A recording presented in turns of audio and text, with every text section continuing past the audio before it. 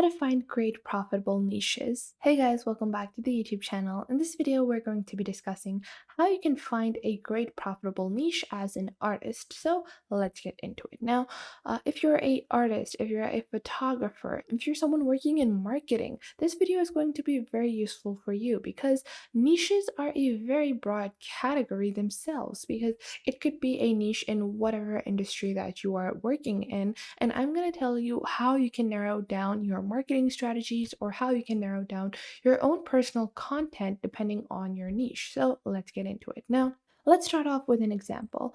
Let's say if you are a photographer. So I'm just going to search for photographer. So if I just search for photographer, there are several thousands of photographers and there are so many people looking for photographers. But if you are offering this very, very simple kind of offer, people are not going to be that inclined to purchase the offer from you because they're going to be like, okay, you do photography, but everyone can do that. But if you offer a more narrow kind of photography, like if you take a look at the listings over here, these people are offering product photography, or I will photograph your product for your brand, or um, aesthetic pictures of your product. So you can see that a lot of people are going for the product photography category. Why is that? Because instead of capturing the entire market of people looking for photographers, instead of like going out to everyone being like, hey, do you need a photographer? Do you need a photographer?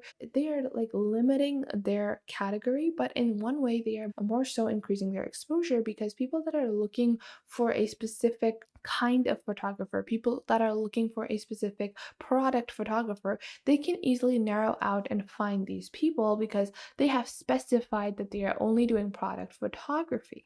Like so, like if I search for wedding photographer over here, like there are so many different people that are getting married every day, and you don't need to capture everyone's attention to be making money. You don't need to know everyone to make money, because like every day there are 20 couples getting married in your area. Can you even realistically serve 20 people at the same day? You can't. So for that situation, you need to be specialized in a very specific item. So let's say if you search, instead of being just a wedding photographer, you can be a fantasy wedding photographer. Like if you like, geeky stuff, you like fairies, elves, that kind of stuff. So these people are editing like aesthetic illustrations of, fantasy wedding photography. So you can just narrow down your niche like so, and this is going to be helpful in many situations. So let's see if I drive my point across, I can take this to first off the basic definition of niche. So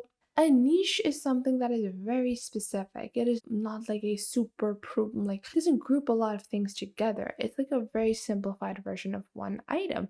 So how can this really be helpful? Well, it can be helpful in the world of NFTs as well. If you notice that NFT creators don't create all kinds of NFTs. Like if you go on to any kind of marketplace for NFTs, and if you take a look at any of these creators, so let's say I'm going to explore and I'm going to go into the collectibles section, and I'm gonna open up any one kind of artist. So if I go on to the rubber duck bath party, so you can see that this entire account is dedicated to making NFTs of rubber ducks. So that is their niche. That is the specific kind of art style that they are going for. They are following a very, very similar art style in all of these NFTs. They are providing like very similar NFTs to replicate each other. So they provide a sense of community. And larger firms and larger businesses, they target a wider audience, but they don't realize the potential of people that are willing to pay a premium for specialized services.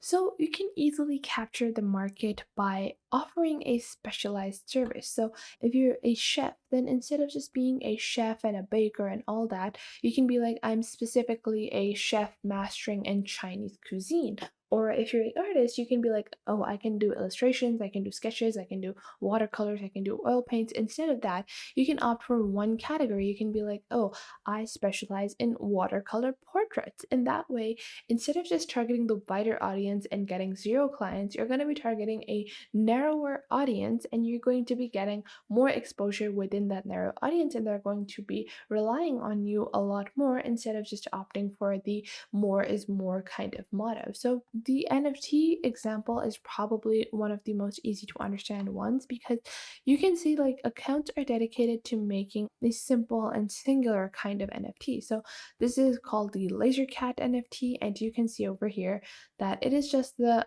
same NFT over and over again. It doesn't have like a lot of difference. So let's say if we go on to Notorious Frogs, if I take a look at this, you can see these are all following a very similar theme.